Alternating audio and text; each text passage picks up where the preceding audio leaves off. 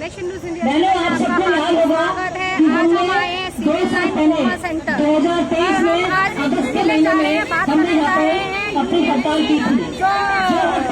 अध्यक्ष है, एडवाइजर है, उनसे बात करने जा रहे हैं। सोनू जी, आज आप यहाँ क्यों आए? हम आए हैं, हमारी 2023 में हड़ताल होगी 74 दिन और उस हड़ताल में हमारे माननीय स्वास्थ्य मंत्री सौरभ भारद्वाज जी हमारे धरना स्थल पर आए और हमारी जो मांगे सरकार से थी उन मांगों को माना और उसमें मंजूरी दी, लेकिन हमारी फाइल को बार बार आज विकास भवन में रोका गया और हमें वादा खिलाफी हमारे साथ होती रही। हम लोगों को झूठे वादे करते रहे, आपकी फाइल वहाँ पहुँच गई है, वहाँ पहुँच गई है। ये है आम आदमी पार्टी की कोई गलती नहीं थी, ये सारी गलती आशा मिशन की है और ये हमारी फाइल आशा मिशन में रोकी गई और अब हम अपनी उसी फाइल को पास करवाने के लिए दोबारा ये हड़ताल पर आए हैं और 1 दिन का हमारा ये प्रदर्शन है। अगर ये हमारी फाइल पूरी नहीं होती है, हमारी ये मांग पूरी नहीं होती है, उस फाइल को अगर पास नहीं किया गया तो हम लोग दोबारा हड़ताल पर जाने का मन बना रहे हैं। मैडम, ये तो आपका तकिया के नाम बन चुका है, जो भी सरकार आती है आप उसके खिलाफ प्रदर्शन करना शुरू कर देते हैं। हम तो स्कीम वर्कर है, हमें इस इंसेंटिव पर रखा गया है। जो भी सरकार आती है सरकार से हम उम्मीदें लगाते हैं, लेकिन कोई भी सरकार खड़ी उतरती नहीं है क्योंकि वो अपने ही पेट भरने से पूर्ति नहीं होती है। लोगों के साथ वायदे करती है, इलेक्शन से पहले आप किसी की झुग्गियां नहीं टूटेंगे, किसी के साथ गलत नहीं होगा। आज देखो जो रोड पटरी पर बैठे हुए थे, अपना पेट पाल रहे थे, आज वो बेघर हो गए हैं और उन लोगों के साथ बहुत गलत हो रहा है। 2 दिन पहले 3 दिन पहले नोटिस लगा देते हैं, जब वो मकान बनाए जा रहे थे तब भी उनमें 2-3 लाख सरकार ने पैसा खाया कि उनकी बिल्डिंग बनाने के लिए, उसे पास करने के लिए।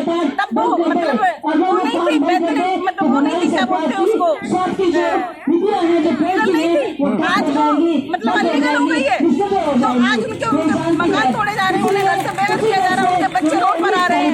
किसके साथ कितनी गलत हो रहा है? क्या ये सरकार अच्छा कर रही है? जब सरकार अच्छा नहीं करेगी तो हम लोग क्या करेंगे? हम तो रोड पर उतरेंगे ना।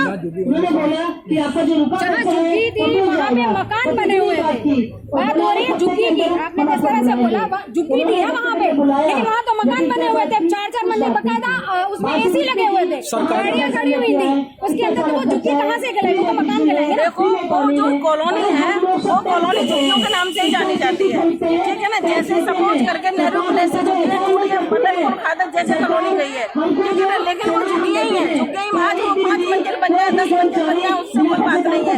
लेकिन सिस्टम नहीं है कि आपने उसे पास क्यों किया? अगर वो जिस समय आपने नोट लिए उस समय आप मना कर देते ना कि ये चीज आप नहीं बना सकते हो, 2 मंजिल 4 मंजिल नहीं बना सकते, आप 1 मंजिल नहीं बना सकते, तो आपने क्यों लागू किया? लागू भी तो आप ही कर रहे हो ना उसे, और फिर आप बोल रहे हो उसे। मैडम, इस सरकार को लाने वाले भी तो आप जैसी ही व्यक्ति है, आप जैसी ही महिला है, तभी तो ये सरकार आई है। केजरीवाल को आप लोगों ने ही तो कहा कि इनका जो गलत काम है, गलत धंधा करते हैं, जो भी आपने एलिगेशन लगाए थे पिछली हड़ताल के दौरान में, तो इस सरकार को लाने, तो आज अभी इस सरकार की निंदा क्यों करें? देखिए ऐसा है, जो भी सरकार, चाहे कांग्रेस हो, चाहे आम आदमी हो, चाहे बीजेपी हो, हमने कांग्रेस से उम्मीद लगाई। अगर कांग्रेस ने हमारे साथ अच्छा नहीं किया तो हम कांग्रेस के खिलाफ खड़े हुए, फिर उसके बाद आम आदमी के पार्टी के साथ भी यही चीज हुई और आम आदमी पार्टी ने हम आशाओं के साथ, हम और डिपार्टमेंट का नहीं जानते हैं, हम आशाओं को 500 रुपए से 3,500 पे लाके खड़ा किया, आम आदमी पार्टी ने किया और बीजेपी ने हमें कुछ नहीं दिया। बीजेपी ने हर बात का हमसे वायदा खिलाफी करी, जो भी कुछ बोलते हैं उस वायदे को कभी भी पूरी नहीं उतरी। आप देख सकते हैं, बता रही है सोनू जी की पूरी नहीं उतरी। अच्छा, आप ये बताइए कि आपको जो इंसेंटिव आता है वो कौन सी सरकार से आता है और कहाँ से आता है?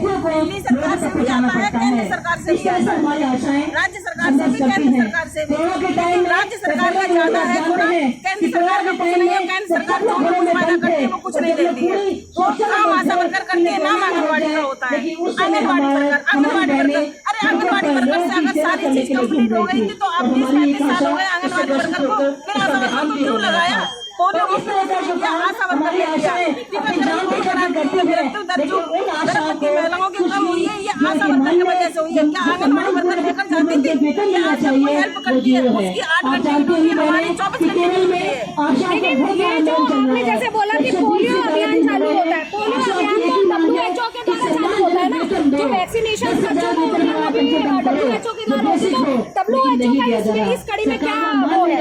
WHO का सबसे बड़ा घोटाला है, सबसे बड़ा घोटाला ये है, WHO अगर हमसे इस महीने काम करवाती है, साल बाद पैसा देते हैं, ऐसा कहीं होता है? आप साल भर का आप टेस्ट लगा के दीजिए ना, हमें क्यों नहीं देती हो? WHO सबसे बड़ा घोटाला डिपार्टमेंट।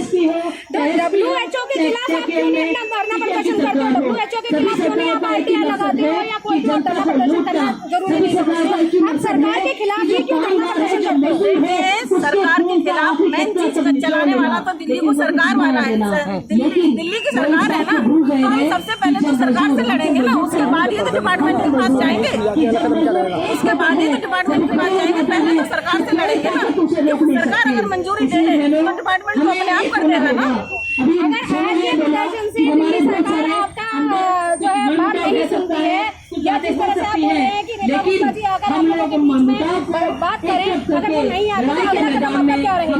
अगला कदम हमारा ये रहेगा, हम फिर एक बार और नोटिस देंगे, उसके बाद हम लोग फिर धरने पे जाएंगे। आप लोगों ने सुना जिस तरह की इन्होंने बताया, सोनू जी ने बताया कि अगला कदम हमारा रहेगा कि फिर से नोटिस देंगे और फिर से धरना प्रदर्शन करेंगे। यानी कि अगर आशा वर्कर की मांगों को नहीं माना जाएगा तो ये दोबारा से रोड पर उतरेंगी, दोबारा से प्रदर्शन करेंगी, दोबारा से उसी मुकाम पे आएंगे जैसे ये 2021 में। धन्यवाद।